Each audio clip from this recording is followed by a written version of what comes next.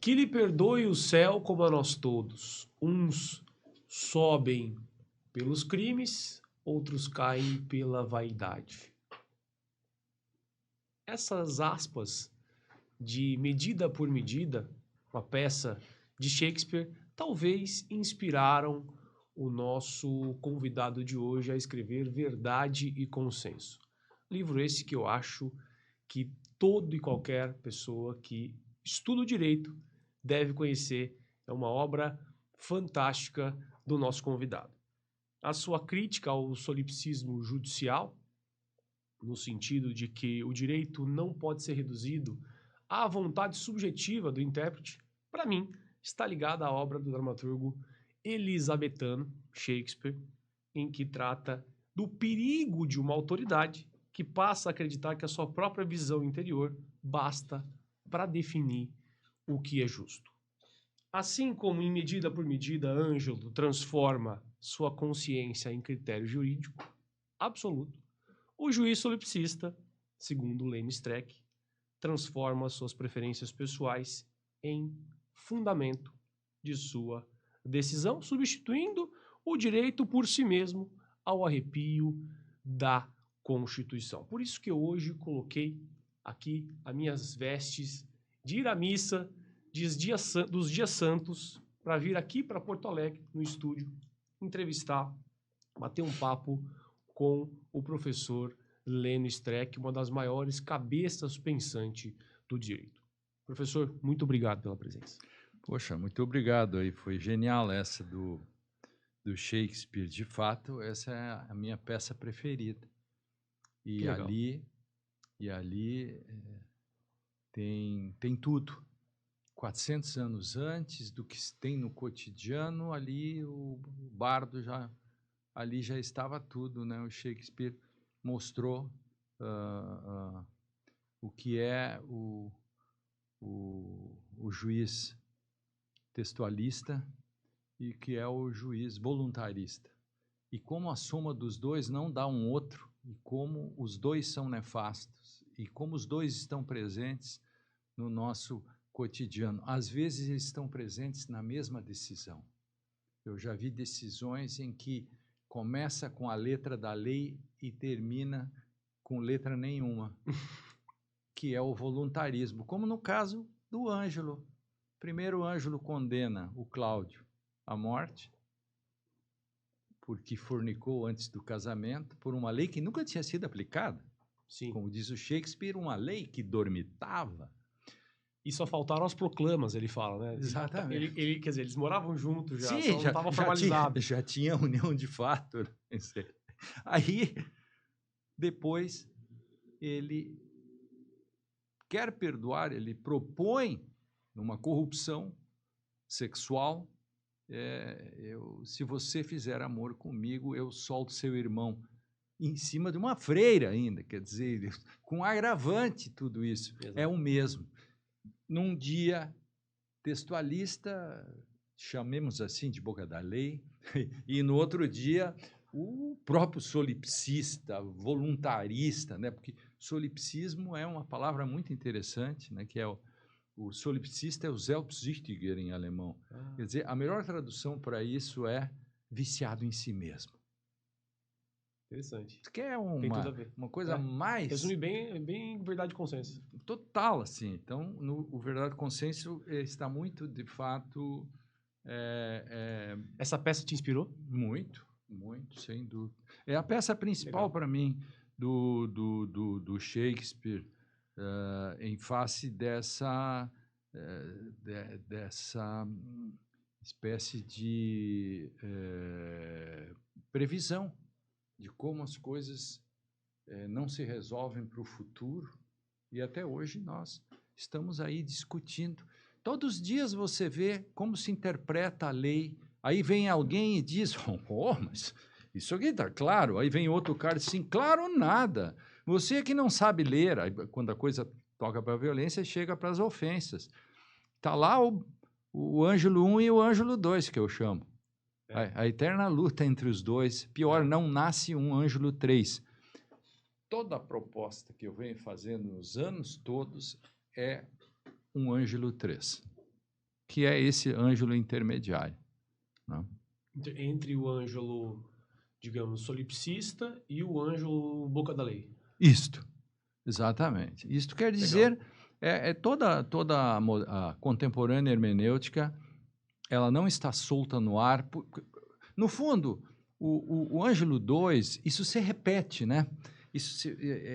É incrível, porque quando o Lewis Carroll faz a Alice através do espelho, a crítica dele é aos sofistas.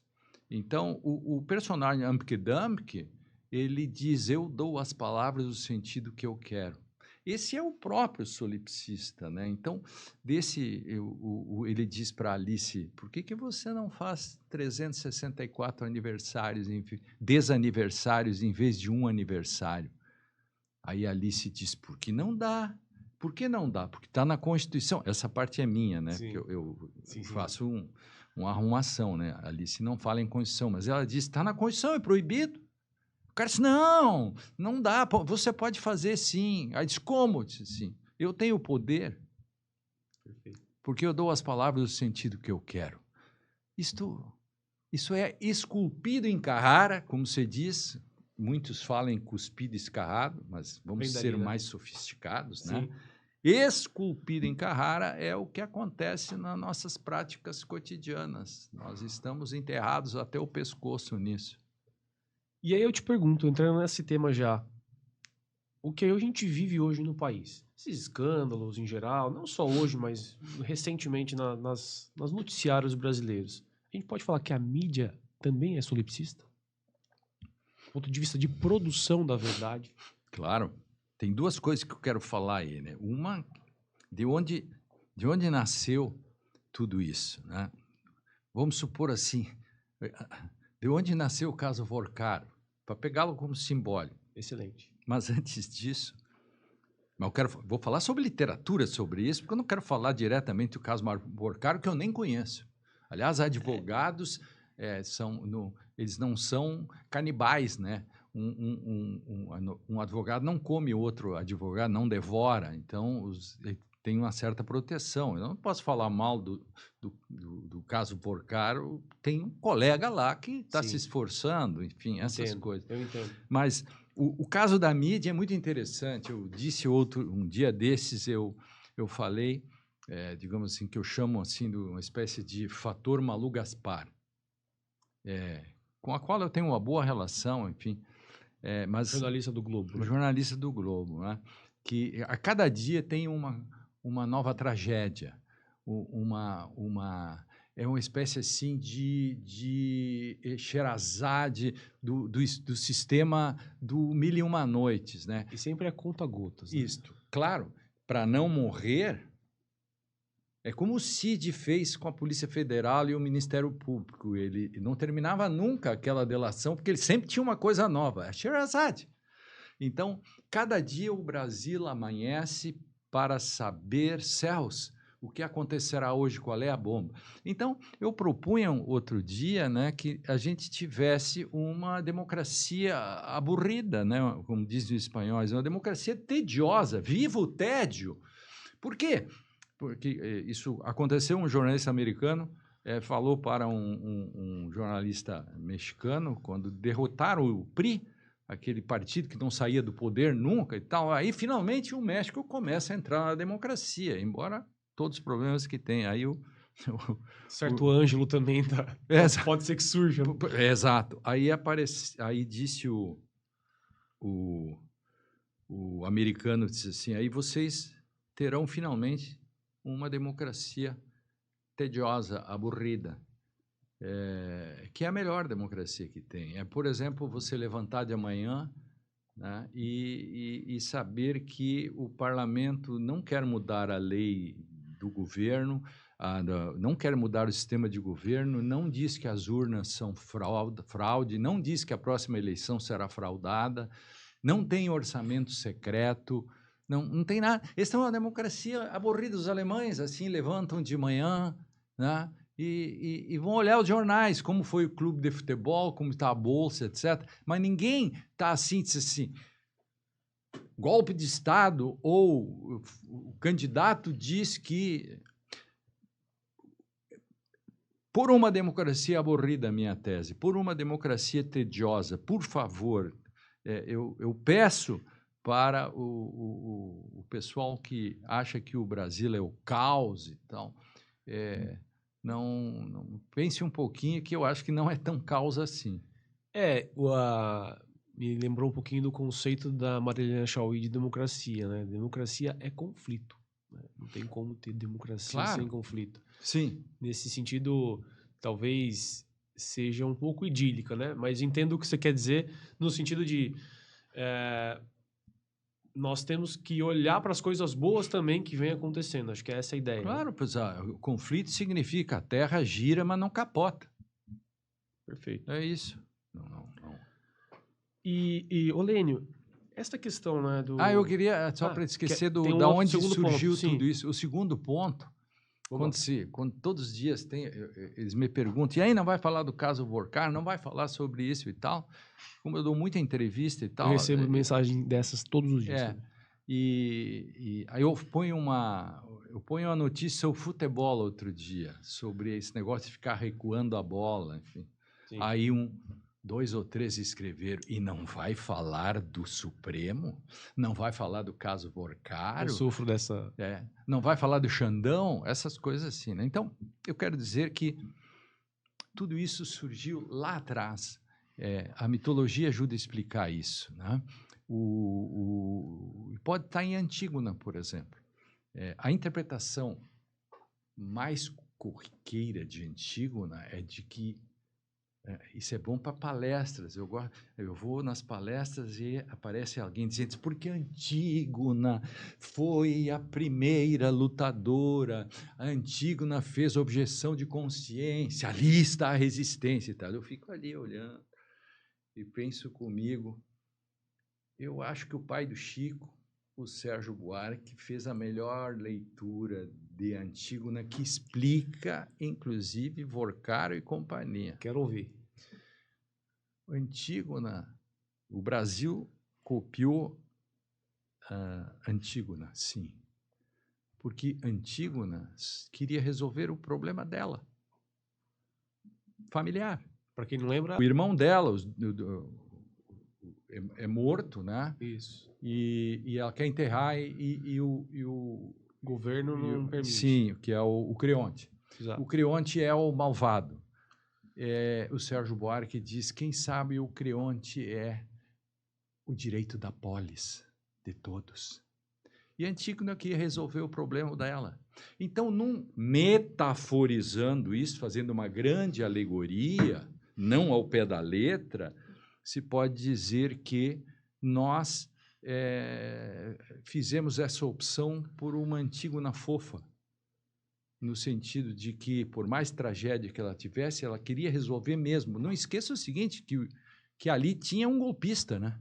O cara tentou o golpe de Estado contra o Creonte. O irmão. O irmão. E aí, ela acaba se dando mal, enfim, etc. E o Creonte fica como mal.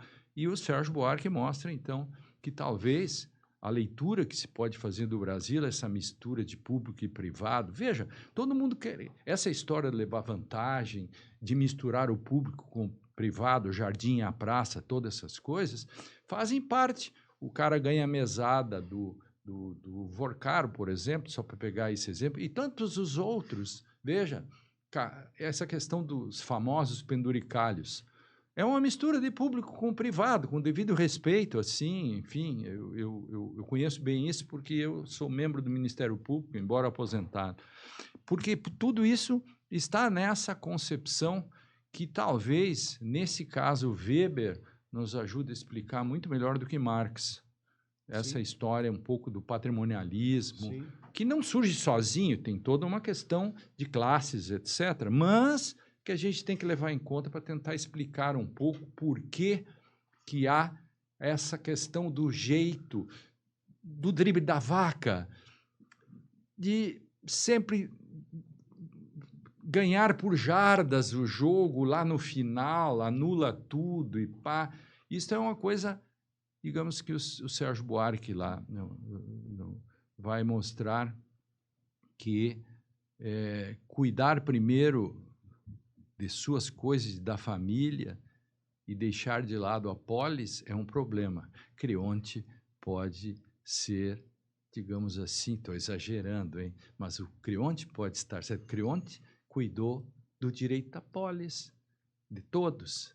Então, para mostrar um pouco de onde veio isso, quando alguém fala de escândalos, etc., eu fico pensando, isto veio lá de trás. Sempre tem um livro de literatura, qualquer coisa que você fale, desde... Para explicar. essa história que se fala aí da alienação do gado, que se chama aí, essa coisa, essa brincadeira que se faz com os bons, está lá em Etienne de Labossière, Discurso da Servidão Voluntária.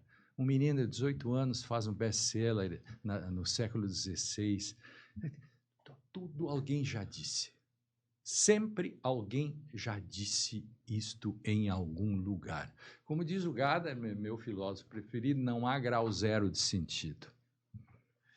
Lênio, e eu posso ir além um pouquinho, trazendo para o Brasil, Raimundo Fauro traz o patrimonialismo brasileiro desde a formação do nosso Estado. Né? Então, essa confusão do público-privado, ele analisa desde 1822, que a gente pode ver também no livro jornalístico do Laurentino Gomes também, o patrimonialismo brasileiro, e eu queria entrar nesse ponto, queria entender a sua opinião. Por que é que a gente agora culpa o STF de ser o culpado do patrimonialismo brasileiro? Que existe desde Raimundo Fauro, que existe desde Antígona. Isso que eu queria entender. Por que o Supremo acaba sendo inimigo aí de todos? Sim, sem entrar no debate entre Weber e Marx, ou entre Raimundo Fauro e Caio Prado, assim, dessas duas grandes vertentes, né? No meu livro, O que é fazer a coisa certa em direito, que eu ia trazer, mas não achei. Um livrinho pequeno, que eu publiquei pela Dialética. Ali eu conto, digamos, um modo como as minhas raízes do Brasil, que eu, para falar um pouco, né, raízes do Brasil, sim, como certo, que eu entendo. Mas, então, sem entrar nessa polêmica, né, mas falando sobre o Supremo Tribunal, ele paga, digamos, aquele pedágio cotidiano. Como é que chama aquele pedágio que hoje você paga sem se dar conta, o slow? Ah, sei, eu não lembro o nome não. Slow não sei o quê, que você vai Mas eu sei passando qual é. E você é vigiado, paga... Você paga pela entrada e saída também, da estrada, né? Para tudo. Mas você não para Isso, no pedágio. Exatamente. O Supremo nem precisa parar para ser multado, o Supremo, porque esse é o pedágio que ele paga pelos seus acertos. Ou seja, o Supremo está contra as cordas não pelo que ele fez de errado, mas pelo que ele fez de certo. E esse é o paradoxo todo da grande discussão. O Supremo, ao fazer bem, fez mal. Isto é, ele paga isso porque não se esperaria naquele momento o establishment brasileiro, a inteligência brasileira de um determinado setor, não esperava que o Supremo resistisse. Ninguém esperaria, por exemplo, que uma reunião feita com embaixadores escandalosa, em que se esculhambava com o próprio país, que se não fosse por nada é uma questão ética, que isso custasse a elegibilidade do presidente da República. Ninguém pensava, por exemplo, que chamar o ministro de canalha não estivesse abrigado na história de que liberdade de expressão, né? Como dizia o Pasquim, liberdade de expressão é passar a mão no traseiro do guarda, né? Ou, como digo eu, Deus morreu, agora pode tudo, né? Um pouquinho do Nietzsche e um pouquinho do Irmãos Karamazov. Então, nesse sentido, o Supremo, ninguém esperava que ele conduzisse a eleição do modo como ele conduziu. O Supremo, digo, aí já tem no meio disso Alexandre de Moraes e o Toffoli. O Toffoli entra para a história como, digamos, o paciente zero. Aliás, eu nunca tinha falado nisso assim, desse modo. Agora Legal. que tive esse insight assim, do paciente zero, né? Da pandemia antidemocrática, teve um paciente zero. Foi quando o Supremo resolveu reagir. Isso aconteceu em 2019. Eu escrevi muito sobre isso. Acompanhei isso muito de perto. O Toffoli, os ataques do Supremo, que eram fortes, verbais e até fogos em cima do Supremo. O Toffoli pega o regimento interno. Por quê? Porque, na época, a Raquel Dodge não defendeu o Supremo. O Supremo ficou sozinho, que eu chamei, então, como no mundo todo, contempt of court. Quer dizer, o Supremo é atacado, ele tem que se defender, se ninguém o defende, ele defende por si mesmo, porque se ele não se defender a si mesmo, ele acaba, e se ele acaba, acaba a democracia. Isso é sistêmico. Aí ele nomeia o Alexandre de Moraes como relator. Nomeou porque era de livre nomeação, o inquérito do Supremo, não sorteia, nomeia o Prerrogativa do regimento, prerrogativa que é do regimento, status de lei. e pronto. E aí o Alexandre de Moraes leva a sério isso. Alguns dizem que levou a sério demais. Leva a sério e começa a enfrentar, digamos, a barbárie. E não há dúvida de que, se você tem uma reunião feita pelo presidente da República com todas aquelas pessoas e se diz algo temos que fazer, é barbárie. Tanto é que isso veio à tona durante o julgamento como um forte elemento, né? Da tentativa de golpe. Então, tudo isso, né, nós chegamos a fazer um grande jantar suprapartidário em Brasília, suprapolítico em São Paulo, pelos ataques, né? Quer dizer, como apoio ao Supremo. Apoio ao Supremo. E aí o presidente, que era o Toffoli, veio a São Paulo, lá no Rubaiá, fizemos, e ali estava Delfim Neto, estavam Nelson Jobim, o Ives Gandra e tal, falando da instituição Supremo Tribunal. E até Interessante. Até o Ives Gandra, tá? Sim, exato. E falou. Eu era o mestre de cerimônia. Eu fui o mestre de cerimônia. Aí a Isabel Zorzi Dersi também falou, aquela advogada famosa, muitos. E eu fiquei... por causa da segurança e tal, o presidente Toffoli, ele atrasou um pouquinho. E o restaurante tinha que servir, sabe, aqueles filés finos e tal, tem que servir, senão eles endurecem. Aí o chefe estava enlouquecido, eu vou ter que servir, senão vai ser um fiasco o negócio. E aí como faz, né? E aqueles vinhos, né, que se toma com garfo e faca, aqueles vinhos Malbec bons, enfim. De tão pesado. Exatamente. Que, como diz Zeca Pagodinho, eu não conheço, mas ouvi falar. Aí o Marco Aurélio de Carvalho disse, segura essa gente toda aí, pelo menos para não fazerem muito barulho comendo, enfim. Aí, como eles tinham que comer mesmo, porque o filé estava sendo servido, tinha 400 pessoas, imagina. Caramba. Aí eu disse, como é que eu faço para segurar essa gente? Aí eu gritei assim, Tolstói. Aí as pessoas olharam e disseram assim, eu vou contar uma historinha agora do Tolstói. É uma história tão bonita. Ela dura... Ivan Illich ou não? Não, é o Justo Juiz. É linda a história.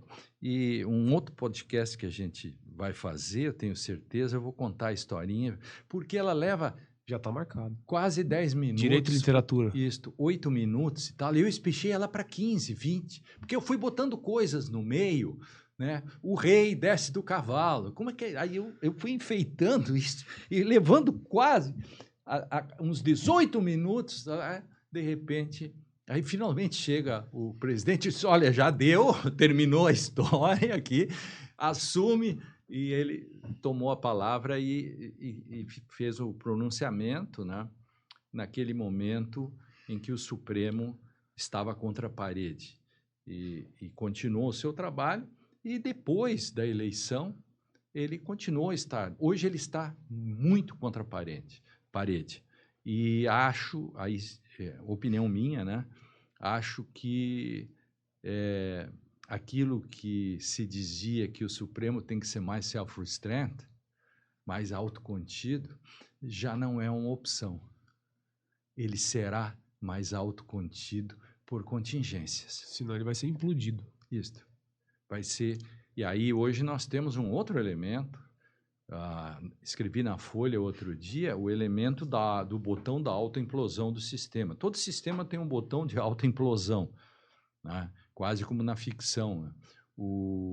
Qual é o sistema de autoimplosão? O impeachment de ministro.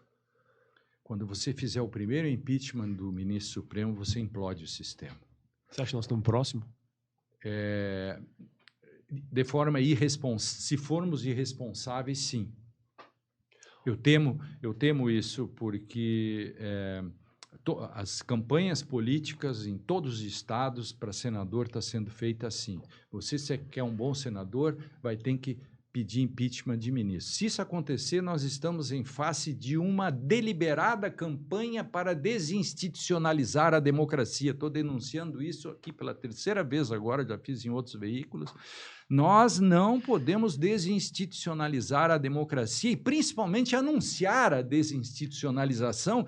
E quando se anuncia isso, e eu não percebo um constrangimento disso, uma reação disso que me preocupa, porque o discurso, com o tempo, começa a virar um axioma. Normaliza. Se isto não for contestado, quando chegar no novo parlamento... Verdade absoluta. Aí vai já como o mito do dado. Bom, vai ter impeachment de ministro supremo.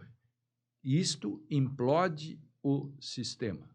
Sabe qual que é o problema que eu vejo também?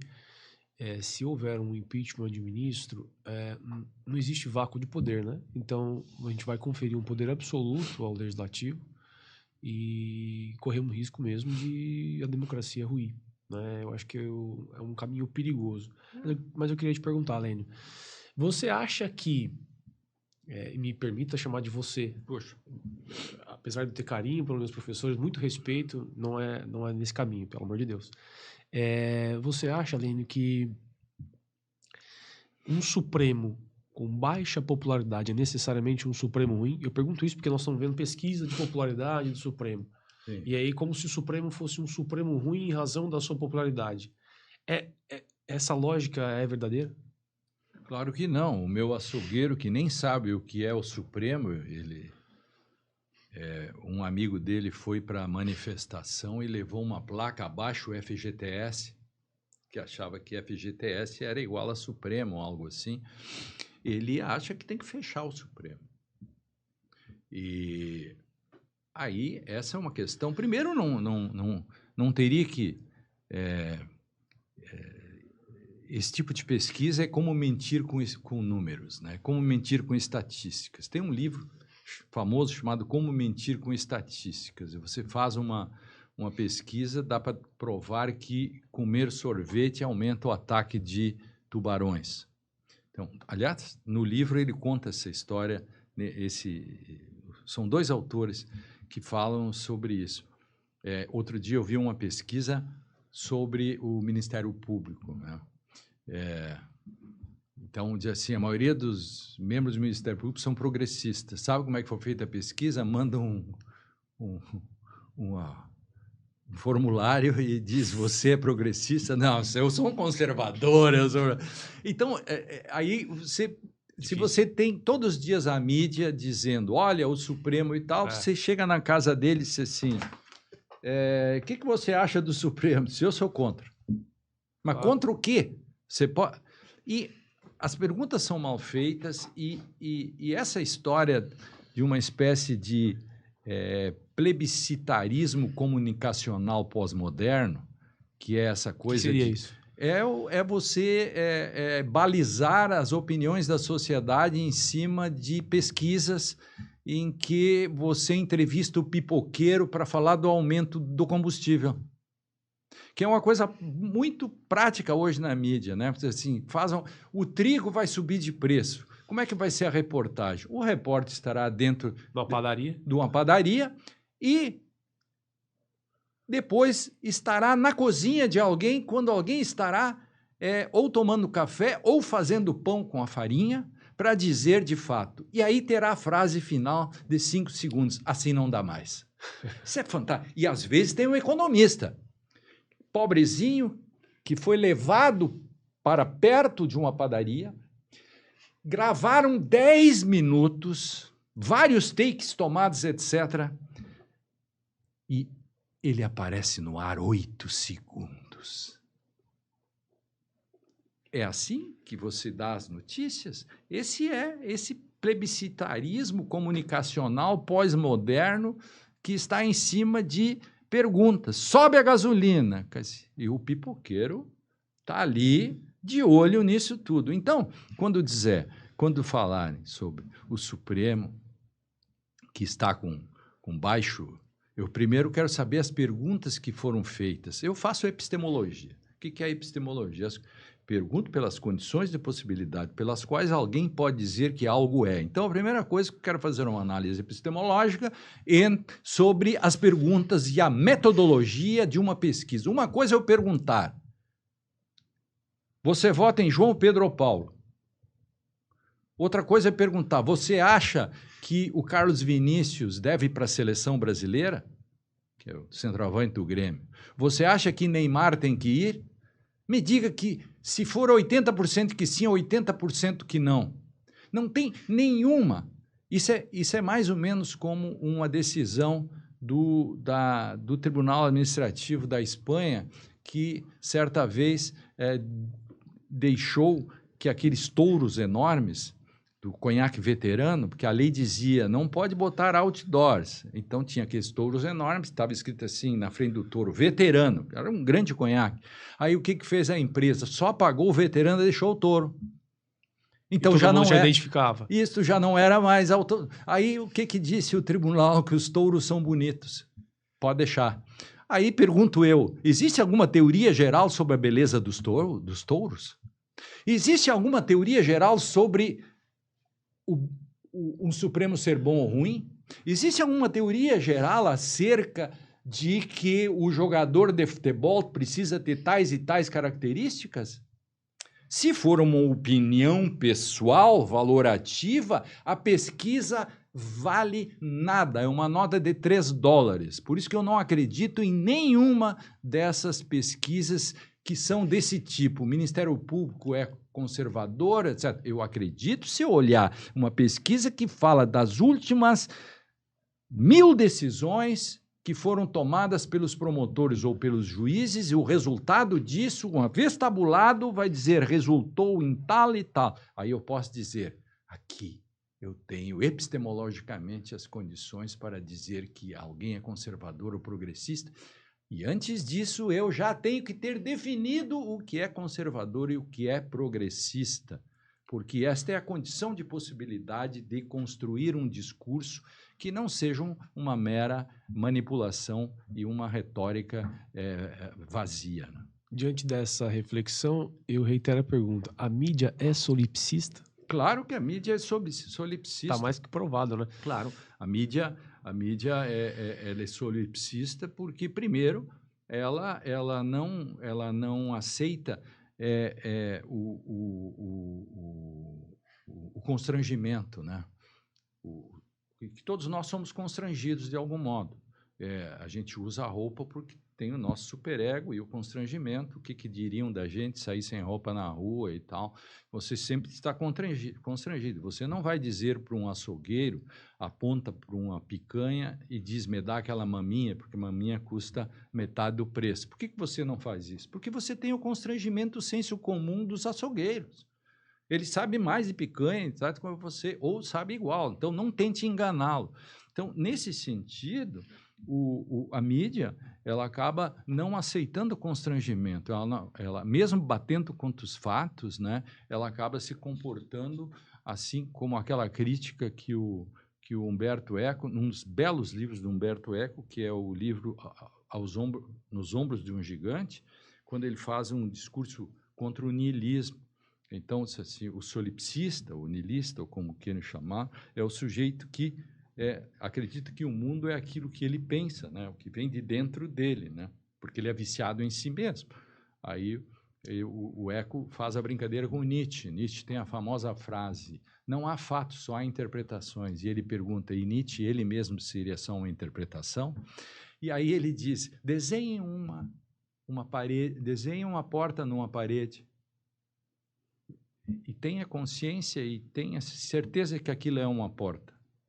Tente atravessá-la. O nariz que você quebrou será um fato? Boa. É difícil, viu, Leandro, acompanhar. São tantas imersões na literatura que eu fico super feliz. E a gente tem que fazer essa edição aí, Direito e Literatura. Aliás, você pretende voltar a falar? Você que falou tanto de Direito e Literatura enfim, É a na minha paixão, Unicinos, né? na TV Justiça. É a minha paixão, né? Tem que ter logísticas para isso, porque na época nós tínhamos uma equipe, era a Unicinos, tinha a equipe de televisão, tínhamos o transporte para transportar as pessoas. Quantos programas você fez? A gente acha que foram 11 anos, né? A gente fazendo um cálculo... Um por mês, era?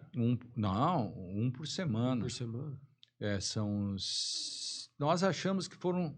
O André Caran Trindade, que era o produtor, meu sócio no escritório de advocacia, ele acha que foram 390. É recorde, ninguém tem 390 e vou te falar, programas. Era uma época de ouro. Eu adorava, né? Eu me lembro em vários programas, assim, eu tenho na memória. E você nem usava barba, né? Eu era um menino, fazia no primeiro ano, há 11, 12 anos atrás. Quer dizer, agora já fazem 15, porque eu fico dizendo 11 anos no ar, mas como faz 6 anos que o programa saiu do ar, já são 16, 17 anos.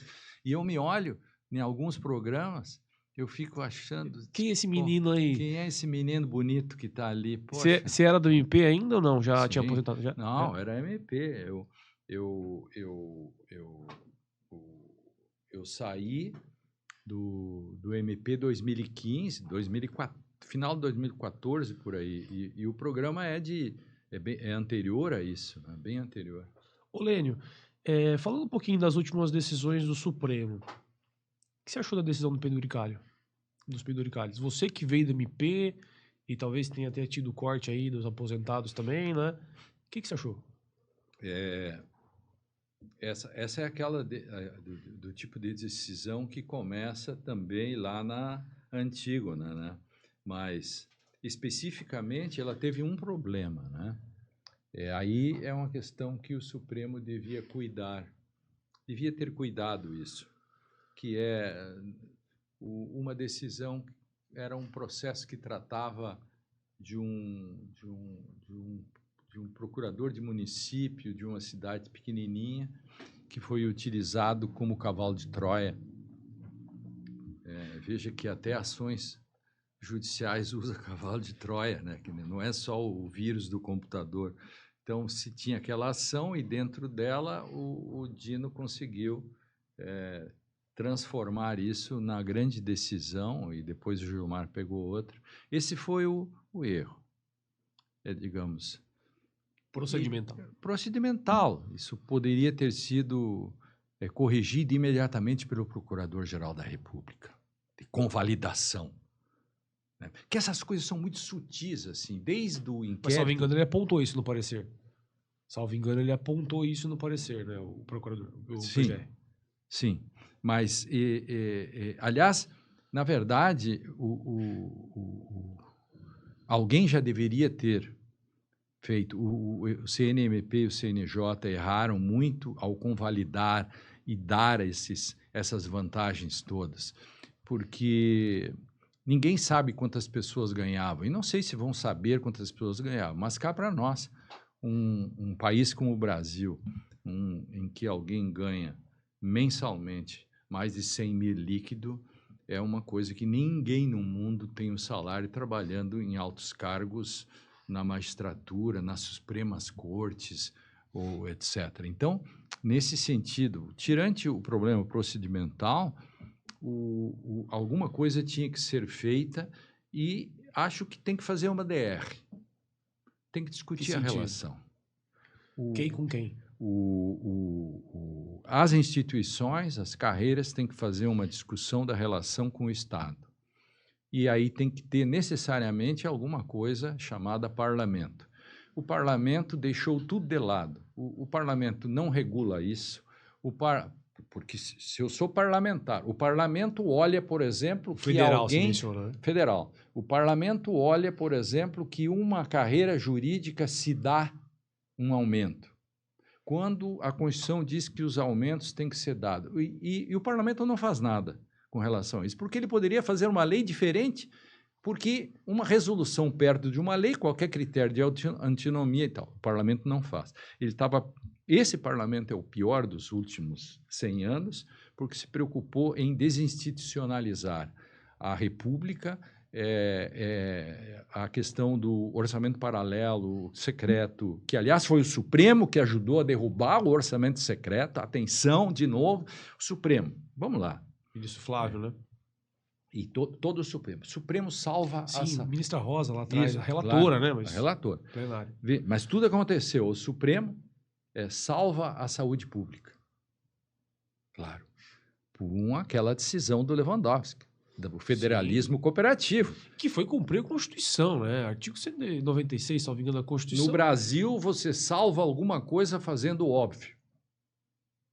Como o Darcy Ribeiro, no seu Tratado de Obviedades, tem uma frase que eu repito sempre, eu acho linda, né? Deus é tão treteiro, faz as coisas tão recônditas e sofisticadas que nós ainda precisamos dessa classe de gente, os cientistas, para desvelar as obviedades do óbvio.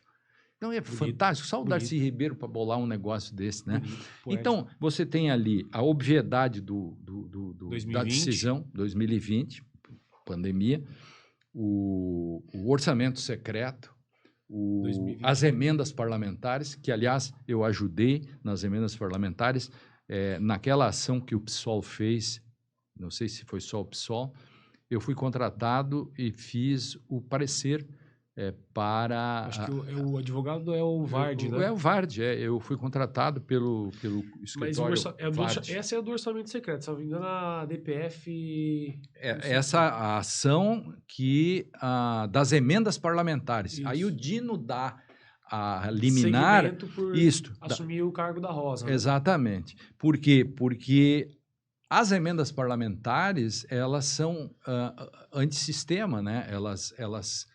Elas renomeiam ou elas desnominam, como se pode dizer, é uma desnominação da repartição de poderes, porque você não deixa o executivo governar, e se você não deixa o executivo governar, você está tomando uma atitude antirrepublicana. Então, está muito bem posta essa questão. Então, o Supremo também, aí veio também nas eleições. Então, por que o Supremo, então, estaria tão mal assim, se o Supremo fez tudo isso? Por que ele está contra as cordas? Porque também... todos os dias se vende uma espécie de teoria do caos sobre o Supremo Tribunal. Então, dá a impressão que quem olha de fora de que aqui tem uma ditadura, que nada funciona e que o Supremo Tribunal fica perseguindo as pessoas. Ora, esse é o imaginário que a extrema-direita tenta vender, mas... Eu não tenho nem um pouco, né? Era isso que você perguntou, né? Já não lembro. Eu faço um adendo. O Supremo salvou, então, segundo você me disse aí, a saúde pública, o orçamento, as eleições e a democracia em si. Salvou também. A democracia? De 0 a 10, qual foi a importância do Supremo no processo da tentativa de golpe? Os processos em geral do 8 de janeiro. 8, tranquilo. 0 a 10, 8... 8, digamos, em ascendência, na medida em que do início ele foi tocando bem esse processo todo, não recuando em nenhum momento, mesmo quando se criaram uma série de desnominações. Eu uso aqui o termo desnominação, que é do Roland Barthes, que quando você quer vender um carro velho, você chama ele de seminovo. Isso é desnominação.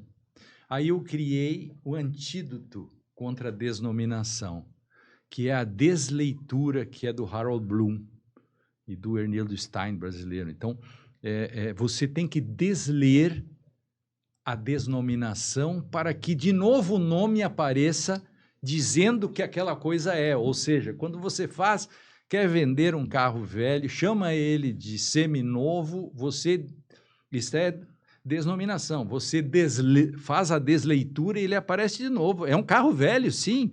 Não me enche o saco.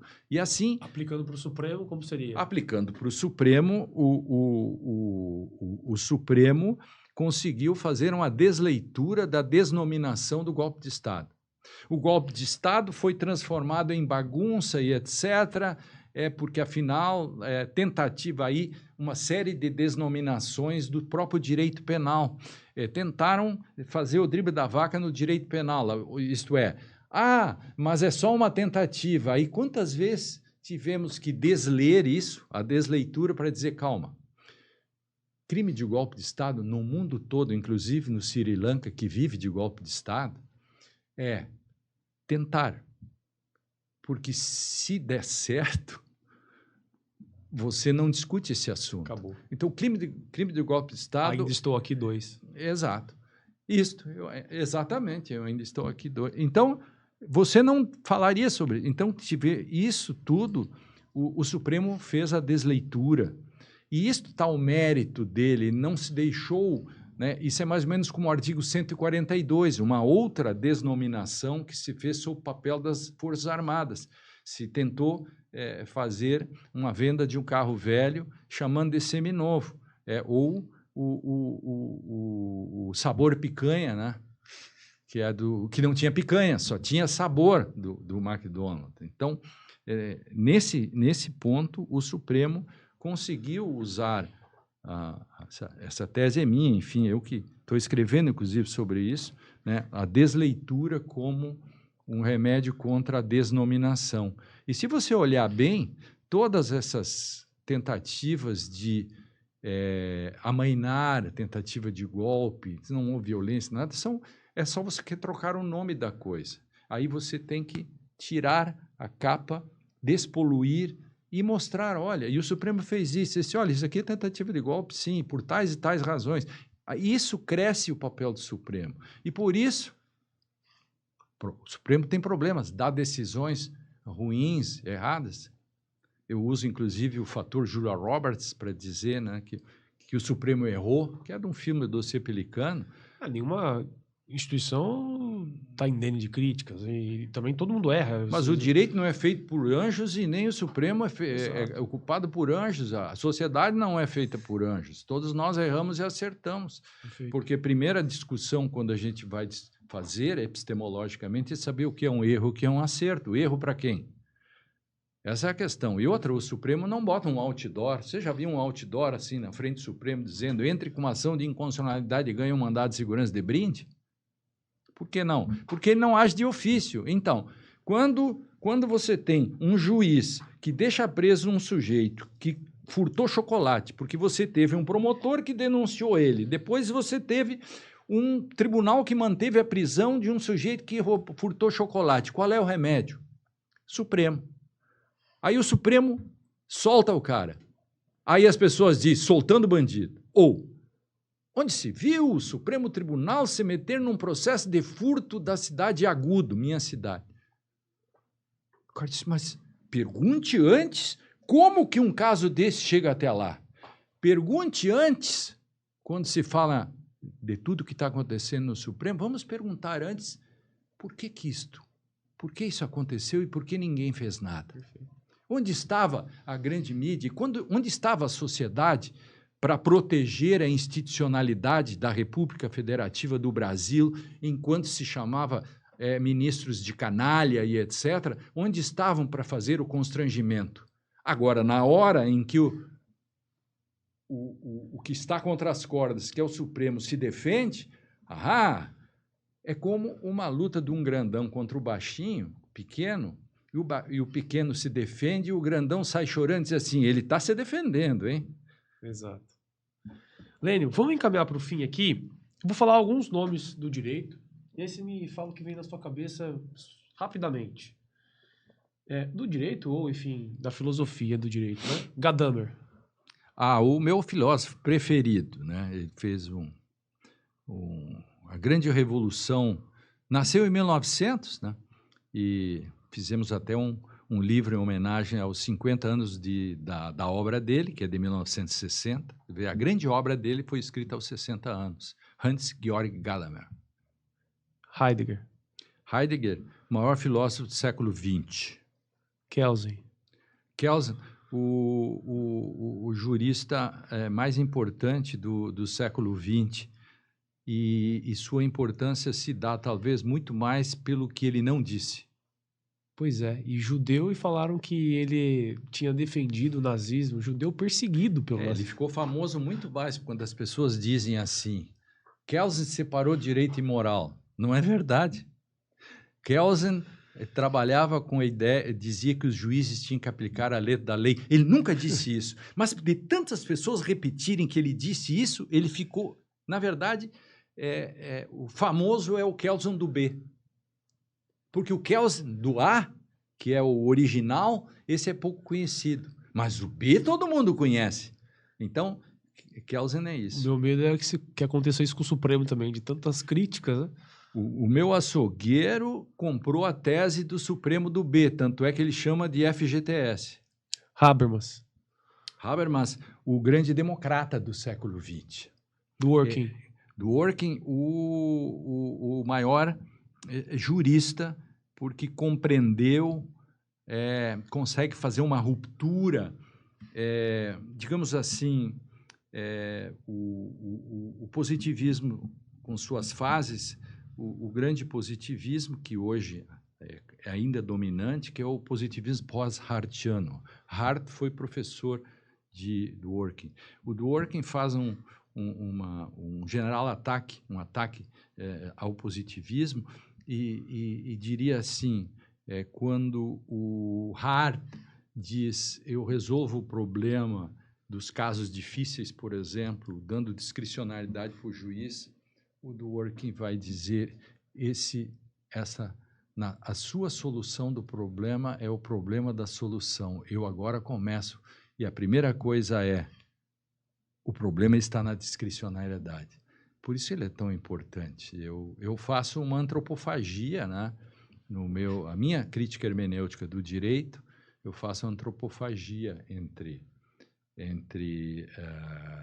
Gadamer, Heidegger e Dworkin. Eu não sou gadameriano, não sou heideggeriano e não sou dworkiniano. O Dworkin pode flertar um pouquinho para o solipsismo do ponto de vista de princípios, né? Não, mas é uma outra história, temos que fazer outro podcast que nesse Combinado. caso, para cuidar muito com a ideia como os espanhóis, né? A gente fala em Dworkin na Espanha ou na Argentina e sempre aparece um diz assim, pero Dworkin é Rus naturalista. Aí começa uma grande discussão, né? Porque seria um pós-positivista, mas não justnaturalista. Uma boa discussão. Vamos fazer outro. Isso. Eu escrevi muito sobre isso já. Vamos para o Brasil, para a gente terminar. Rui Barbosa. Um homem do seu tempo e erudito e importante para a institucionalidade. Pontes de Miranda é o Pelé dos juristas? Não, quem é o Pelé dos juristas para você? Brasileiros. Pelé dos juristas brasileiros, é muito difícil dizer quem é o Pelé dos juristas. Eu diria assim, o Pelé dos filósofos eu tenho bem certo na cabeça, que é o Ernildo Stein, vivo. Então, mortos tem outros que já passaram, né? Mas eu tenho que pensar depois você pensa, me fala. Na próxima eu lhe digo quem é o Pelé dos juristas brasileiros. Por que o Pontes não é para mim? Porque ele comete... mas é um homem de seu tempo. Então, digamos, ele era Pelé naquele momento. E não deixa de ser Pelé. Sim. Mas veja, se o Pelé jogasse hoje, ele seria o primeiro zagueiro brucutu, quebrava ele no meio. Né? Agora, naquele momento, né? Ele foi o Pelé de um momento, de uma De era. um momento. Eu não posso. E essa Mas é uma tem seu questão, respeito. o Gadamer vai falar muito sobre a distância temporal é um aliado e nunca um inimigo. Então, a gente sempre tem que ter a Wirkungsgeschichtliches Bewusstsein, que é os efeitos da história, a consciência dos efeitos da história sobre a gente. Então, passa um tempo e sou eu e mais o tempo. Então, se eu analisar Pontes Miranda, por exemplo, hoje eu posso detectar alguns problemas epistemológicos sobre o neopositivismo lógico, o modo como ele tratou de conceitos, etc. Mas, como eu não posso dizer como era feia a minha calça que eu usava desta largura nos anos Boca de 70, sino. boca de sinos, inclusive com a nesga do lado, e embaixo toda suja. Não é justo também, né? Não é justo e também não era justa a calça. Enfim, então não seria justo essa questão. Miguel Reale. É um homem importante também, né? Conservador e, digamos assim, naquilo que a gente entende por conservador, mas também tem o seu legado, né? Inclusive de criação, né? A criação dele, do fato, valor e norma, o modo como ele faz isso, né? que você pode contestar, enfim, mas ele é pioneiro também nessas discussões. Por que esses homens são homens do seu tempo? Não esquece que até um tempo atrás você tinha o grande debate formalismo, realismo ou positivismo, justnaturalismo. Perfeito. Quando você tem alguém que coloca, ele diz assim, não, nem o positivismo e nem isso, esse já sai com o ganho, né? Essa é a importância dele. Interessante. E pegando outro conservador, Moreira Alves.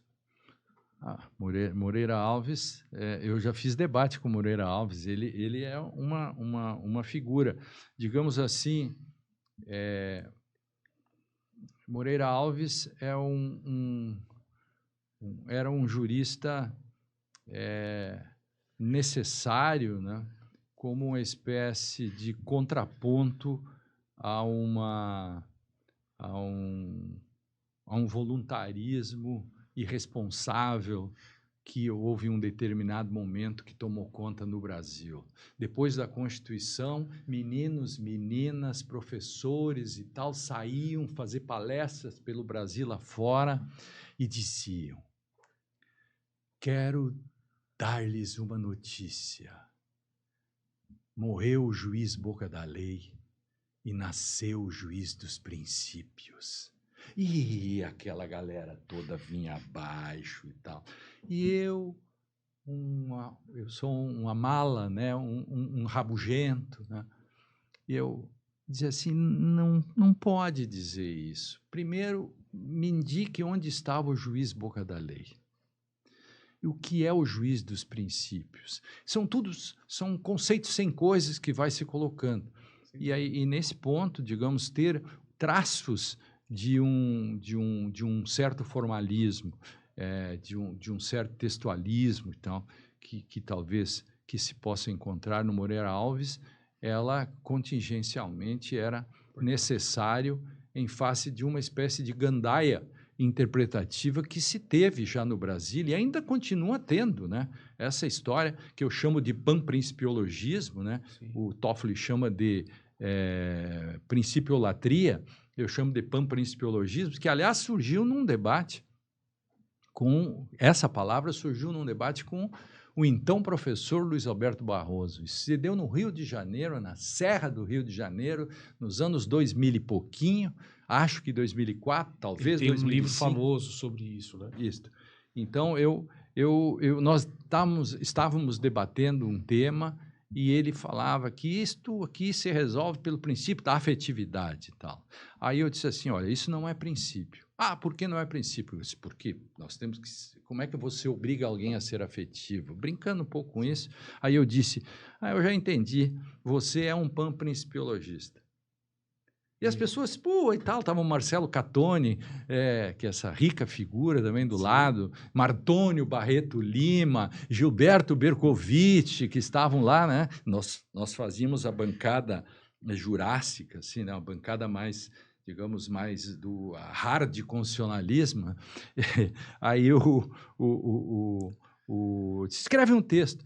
Aí logo depois saiu um texto meu falando sobre o Sabia dessa panprincipiologismo. história. Ele nasce desse debate com... Onde era o debate? O debate era num grupo que nós tínhamos. Nós tínhamos um grupo que, quando Canotilho faz a crítica em 90 e tal, 98, escreve a Constituição Dirigente. Isto é um tema muito importante para a gente voltar. Assim, eu dou um briefing aqui rapidamente, Claro. né? A gente pode, num outro podcast, tratar Sem disso. dúvida. O Canotilho escreve-se a morte da Constituição Dirigente. 2008 isso. Não, 1998. 1998? Opa! Aí, eu sou antigo. Aí, a morte da Constituição Dirigente. Isso caiu como uma bomba, né? Eu fiz um debate com o Canotilho em Coimbra, e aí o Gilmar Mendes estava lá, ainda não era ministro, e ele disse numa palestra, no ano seguinte, acho que era 1999, aí aqui em Curitiba, e disse, o professor Canotilho disse esse negócio da Constituição Dirigente morreu e tal. E estava lá o professor Lênio Streck, que portanto, foi derrotado nessa discussão, porque ele ainda acredita em Constituição Dirigente e tal. Veja que o Gilmar não pensa mais assim, daquele jeito. Sim. Tá, é bom frisar isso também. Isso. Foi uma mudança, era uma contingência, né? Isso. Naquele momento ele pensava assim, efetivamente, né? E depois veja que muitas posições dele são bem estatalistas e bem dirigentes com relação ao sentido da Constituição. Perfeito. Enfim, e aí o que a gente fez? O Jacinto Nelson Coutinho estava lá, viu aquilo, ligou para mim, e eu disse assim, mas que coisa, o que a gente faz? Eu digo, vamos ver isso, vamos reunir as pessoas. Aí reunimos Clemerson Cleve, Jacinto, Fachin, Barroso, Eros Grau, Marcelo Catone, Martônio Barreto Lima, enfim, Gilberto Bercovitch, enfim, e fizemos um rápido congresso sobre, afinal, a Constituição Dirigente morreu? E aí, na época, não tinha internet, essas coisas, como tinha hoje, não tinha. Sim. Aí, fizemos conseguimos que a Faculdade de Medicina de Coimbra emprestasse um transmissor desses, e a gente pegou da Universidade Federal do Paraná, fizemos um debate, nós perguntando coisas para o Canotilho, sobre, afinal, você disse mesmo isso, o que você quer dizer com isso? Nós falamos do Brasil, foi um debate, saiu o livro Canotilho e a Constituição Dirigente, em que estão lá nossas perguntas e tudo isso. E o que se tirou dali? Um grupo Kainan. O grupo Kainan fez 10 encontros, um por ano, com este grupo. Barroso, eu, todos. Então, tinha a bancada jurássica, que era a bancada... Tínhamos, inclusive, Quem era da bancada jurássica? A bancada jurássica era na época, né, e que continua ainda hoje, né, que acredita em Constituição Dirigente. O professor José Afonso estava lá? Não participava. Quem era? Marcelo Catone, Gilberto Bercovitch e Martônio Barreto Lima, e também ainda era um menino, que era o Flávio Pansieri, e também um outro, que eu esqueci o nome agora, eu não posso me lembrar de tudo. Perdão. Aí nós tínhamos, inclusive, um mascote, que era um Tyrannosaurus Rex. Que legal. Camisetas, bancada jurássica. Então, nós fazíamos debates, sentávamos aqui, e aí a bancada dos argumentativistas e outros, né, panprincipiologistas e tal, ou os principiologistas, eram a turma do Barroso e companhia. Aí faziam grandes debates. Bom, fizemos 10, fizemos 2 em Portugal, 2 na Argentina, e os outros espalhados pelo Brasil afora. Este do debate com Barroso foi em Teresópolis, no Rio de Janeiro, num grande hotel que a Estácio tem lá, a Estácio que bancou Sim. aquele ano, com o Grandinetti, que era o coordenador, e fizemos em Pará, o professor Scaff bancou lá, que era o coordenador do curso, em Altera, não sei o que, lá em Pará. Depois fizemos em Fortaleza também. Que legal. Aí, ó, para quem critica palestras, diz que, não, que é só lobby, né? Pelo contrário, é os debates que vocês deviam ter nessa época. E Exatamente. continuam tendo, né? E ninguém palestrava, né? Porque era tudo... Era Debate mesmo. debate mesmo. legal. Então, tinha um cara que normalmente a gente botava o Avelães Nunes, que era um cara de esquerda, forte, Sim, economista. Economista, de Tem um livro Portugal. desse tamanho, assim, excelente, Um grande intelectual. de economia política. Um grande intelectual, né? Que ele era bastante duro, assim, era 5 minutos de intervenção e ele cortava. Para não virar uma grande bagunça, porque também não esquece que tinha um ministro e tal que achava que podia falar 10, 15 minutos, e ele cortava, disse, não, vai falar só 5 minutos. E funcionava assim. O Canutilho participou de 2, aqueles que foram feitos em Portugal. Jorge Miranda também, não? Jorge Miranda, não. Não. Então, outra ala, muitos no Brasil... Primeiro, nós éramos 20, 21, e não tinha como aumentar isso. Porque aí isso é uma opção. Legal. Você não faz um podcast com 5 pessoas. Sim, não tem como. Você não faz um debate. Uma escolha trágica. É uma escolha trágica, né? Funciona desse modo. Seguindo na lista, Gilmar Mendes.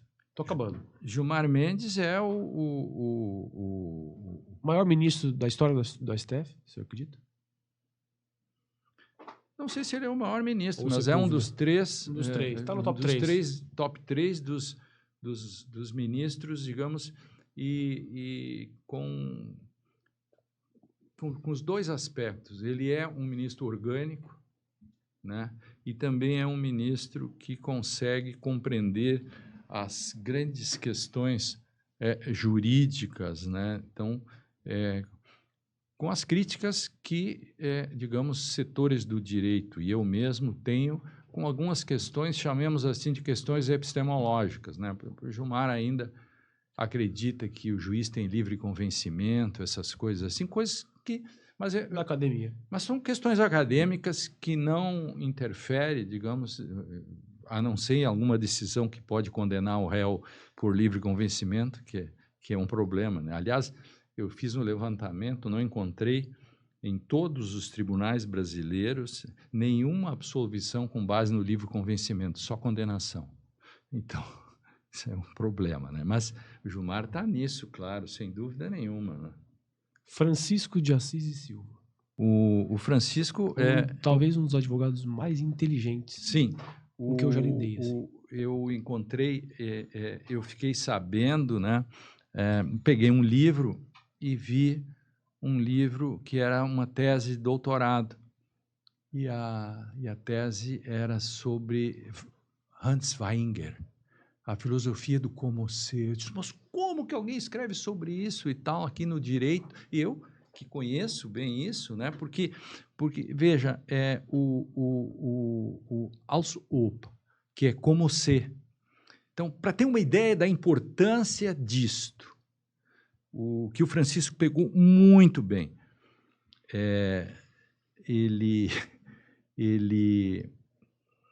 Kelsen escreve a sua teoria pura do direito e coloca a Grundnorm, a norma fundamental, como hipotético e tal, numa questão kantiana, isto é. Mas ele muda nisso num segundo momento.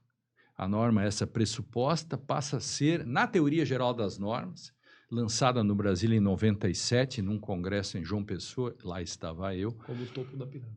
Isto. Aí ele colocava, então, esta questão, ele usa a norma fundamental agora com outro nome, uma ficção necessariamente útil, que é exatamente o als ob. É como se tivesse uma norma que dissesse que isto é do filósofo Hans Weinger, né, que é com V, Weinger, e o Francisco faz uma tese sobre isso. Eu achei magnífico. Eu não conheço outra tese no Brasil sobre o como ser e do modo como foi feita, né? Então, digamos que só isso já coloca ele num alto patamar. E, além disso, tem a outra questão que eu sou suspeito para falar, porque ele é meu amigo. Então, eu estou falando aqui quase todos os meus amigos. Gilmar Mendes, é difícil eu falar dos meus amigos. Então, vou Até aproveitar. mesmo do Moreira Alves, com o qual eu tinha uma relação ótima Legal. e ele era muito simpático, pelo menos comigo. Então, um cavalheiro. Eu fiz um debate muito importante com ele no Rio de Janeiro, no Hotel Glória, do tempo que tinha os notáveis do processo do James Stubenschlag. Eu sou dessa época, né? O Hotel Glória lá não tinha só os desfiles do Clóvis Bornai no Carnaval, lembram disso? Tinha também os grandes eventos, 1.500 pessoas, no tempo que não tinha celular, as pessoas tinham a maquininha. Então, o Camão de Passos, né? Camão de Passos saía caminhando com o meu livro, aqui assim, e dizia: eu entendi. O Verdade e Consenso? Verdade e Consenso e outro antes, né? Aí disse assim: eu entendi. Para brincar com as pessoas, porque dizem que eu escrevo muito difícil, e ele então sacaneava os outros, né? E que nós tínhamos uma relação muito boa com o Camão de Passos, grande figura, grande orador, de emocionar. Aprendi muito com ele também. Para a gente terminar, Jorge Abud. Jorge Abud e outra. E eu trago ele porque o ministro Gilmar, numa entrevista, falou de vocês dois. Exatamente. Tem advogados que vêm aqui que são grandes advogados.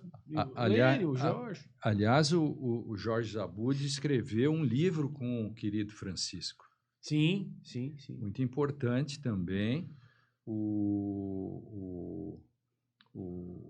Tanto o Francisco como o Jorge trabalham essas questões, por exemplo, ligado à soberania nacional. E o Jorge agora está trabalhando uma outra questão, que são do papel das cortes, né, em acordos. Enfim, o Jorge dessa nova geração, né? Eu digo nova geração porque o Jorge tem a idade da minha filha, né? Sim, tem minha idade. Então, mesma idade. E eu tenho 2 netinhos já. Aliás, acabou de nascer a filha dele, a Helena. Helena nasceu, falei com ele, então é como mais um neto para mim, né? Assim como o Rafael Tomás de Oliveira tem 2 filhos, são como netos para mim, porque todos eles têm a mesma idade, a idade da minha filha, né? Então, eu não posso dizer que o Jorge Abud é o principal jurista, um dos principais juristas, porque eu sou o pai, entende? Então, mas vai ser um dia. Vai ser um dia. Agora, o pai não pode deixar que o filho o mate. O filho é que tem que tentar matar o pai e não o pai se suicidar em nome do filho, né? Então, eu tenho um carinho especial muito grande e conheço poucos que têm a capacidade de escrever como ele. Agora, só quero acrescentar nesse bolo. Por favor. Eu quero acrescentar. Eu ia dar essa opção também. Quero acrescentar. Se esqueci algum. Sim. Marcelo Catoni. Da Jurássica. Isso, da bancada Jurássica. O Marcelo Catoni é uma espécie de jurista completo, assim. Então, que conhece dogmática jurídica, conhece processo, conhece filosofia. É titular da UFMG. Sim. Martônio Barreto Lima, que é professor de Direito Constitucional, estudou na Alemanha, sabe muito e tem uma formação clássica. O Martônio é de Fortaleza, né? Fortaleza, da Unifor. Ele é incrível. Gilberto Bercovitch, USP, titular já na USP. Foi meu professor também. de economia. Foi teu professor? Pronto, não preciso falar mais nada. O Otávio Luiz Rodrigues Júnior é alguém que... Fenômeno. Inteligentíssimo. Dessa categoria, né? Desses que eu estou falando, Jorge e tal, digamos assim, de uma categoria de juristas que ele consegue trabalhar a doutrina do direito civil de um modo bem diferente. Então, eu tenho assim, relações acadêmicas com ele e me impressiona muito também o grau de conhecimento dele no nível teórico, filosófico, enfim, com as obras todas que ele fez. Então, tem... O Otávio, ele defende, ele é contra o constitucionalismo de tudo. O direito civil constitucionalista. E ele é um anti-panprincipiologista, né? Uma das coisas que nos aproximou muito... Total. O que me aproxima muito, né, de um monte de gente, inclusive no exterior, né, o que me aproximou muito do Ferraioli, né, que o Ferraioli leu um texto meu sobre panprincipiologismo, ele está citado num dos textos dele, né, que ele achou muito importante, né, porque ele sempre dizia assim, essa farra de princípios no Brasil, mas eu escrevi contra, vou mostrar aqui e tal. Então, porque embora o Ferraioli vive aqui no Brasil, ele conhece pouca coisa do Brasil, assim, né? Então, assim como Alex praticamente se fala tanto dele aqui, ele conhece muito pouco coisa do Brasil aqui também, do que falam sobre ele, né? Sim. Então, eu devo ter esquecido um monte de gente, mas no próximo podcast, com certeza, eu levo uma colinha. Eu te cobro. Eu levo uma colinha porque, obviamente, como esse programa vai repercutir, eu receberei uma enxurrada de queixas, né? O Jacinto, que agora estou lembrando, mas eu falei dele antes. Falou. Isso, o Jacinto. Barroso também falou. Barroso, um monte dessas pessoas, enfim. A minha equipe colocou aqui Sérgio Moro e Deltan Dallagnol, mas eu não vou perguntar não, vou parar por aqui. Não, o Sérgio Moro e o Dallagnol é uma historinha que dá para contar rapidinho? Dá, claro. Tem um filme chamado Os Deuses Devem Estar Mortos. Loucos. Os Deuses Devem Estar Loucos. Dois caras passam por cima de uma aldeia de nativos que nunca tiveram contato com nada e um deles pega uma garrafa de Coca-Cola, esvazia, tira para fora do aviãozinho e ela cai no meio da aldeia. E correm todos e o primeiro que pega e vê aquilo, ele não sabe o que é garrafa, ele não tem, e como não existe uma essência de garraficidade, né? Então não há essências, ele começa a raspar a batata com aquilo. Aí outro cara tira dele e faz um instrumento, um assovio, já é a segunda questão, então você já tem duas funções para aquele objeto. E aí eles brigam entre si, a garrafa gira e pumba, cai na cabeça do outro, arma. São três questões. Aí eles decidem, portanto, como eles não sabem o que é garrafa, como eles não têm linguagem para dizer garrafa, o que acontece? Eles escalam o mais rápido corredor para tirar aquilo para fora que os perturba. Este objeto perturbante, estranho, tem que ser posto para fora da ilha, da aldeia. Como o mundo é quadrado, eles escolhem um maior corredor que vai procurar a borda do mundo para tirar fora esse objeto estranho. Pois é, quando veio a Constituição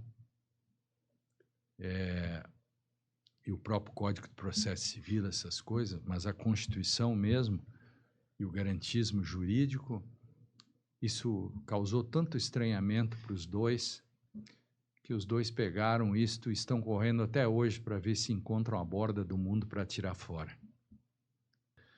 Ô Lênio, só para a gente encerrar aqui, eu não pude... Você vai me dar os livros ainda, né? Vou dar os livros, né? 2. Você me lembrou um conto de Guimarães Rosa, que tá no Tutameia, eu esqueci o nome, tava tentando lembrar o nome aqui. Chega um forasteiro na cidade, 2 minutos. Chega um forasteiro na cidade e aquele forasteiro vai entrando, fica lá na casa de uma mulher, numa pensão lá, e vai entrando, só dorme, só arruma briga. E todo mundo trata ele muito bem, com medo do forasteiro, né? E esse forasteiro, ele chega um momento que tem uma grande festa na cidade. E aí todos, como bons mineiros, né? Recebem bem, tratam bem, embebedaram o forasteiro e mandaram ele embora para o outro lado da ilha e ficaram vendo se ele ia voltar. Ou seja, me lembrou disso, né? Você tem que lidar e ver a forma de expungir aquilo, porque aquilo pode te trazer um problema. Claro, é o estranho, né? Mas, Lênio, obrigado. Quer finalizar? Quer dizer alguma coisa? Não, eu quero te presentear aqui com o livro do ano legal, obrigado. 2024, que é Ensino Jurídico em Crise, ou 2025. Eu não tenho esses dois últimos, não. Ensaio contra a Simplificação do Direito. Esse é um livro que eu gosto muito. Tem, inclusive, um capítulo... Mostra ali para a câmera. Ó. Tem, inclusive, um capítulo que ensina como o professor usar direito e literatura na classe, né? Eu gosto muito. E tem é um dos poucos livros que tem um glossário. Tem quase 100 páginas de glossário. Todos os grandes temas estão aqui: epistemologia, ativismo, ponderação, dogmática, os nomes, está tudo aqui. É um único livro, tem um glossário enorme. E o outro é esse recente, né? O robô não desce escada e trapezista não voa, exatamente, que é o... Eu não sei se o robô desce escada, mas trapezista que acha que voa morre. E a inteligência artificial chega nesse patamar de que acha que são tão perfeitos e o humano pensa que eles são tão perfeitos que quando acham que pode voar, morrem. Então, os limites dos aprendizes de feiticeiro, que eu uso aquele caso a obra do Goethe, o conto do Goethe, que é reaproveitada pelo Walt Disney, no caso do Mickey, que a Minnie diz para ele fazer o trabalho de casa, ele pega a vassoura, encontra uma varinha e ele se empolga com aquilo e o feitiço vira contra ele. Esse é o problema da IA. Mau uso, né? Isso. Obrigado, Lênin. Eu também vou te dar um kit aqui do STF em Foco para você levar para sua casa. Obrigado pela presença, obrigado pelo carinho. Obrigado. E sabe que uma coisa, eu como jurássico, eu ainda uso essas coisas. Sim, e aí tem uma... Não sei se você conhece como Jurássico, mas uma caneca Stanley do STF em Foco, para você, para sua bebida não esfriar ou não esquentar. Ótimo. Maravilha. Muito obrigado. Ô Lênio, muito obrigado mesmo pela atenção, pelo carinho. Foi um papo maravilhoso. Tenho certeza que vai repercutir bastante. E, assim, para mim é muito especial. Muito obrigado. E eu já estou contando com o próximo já. Tá bom. Um abraço.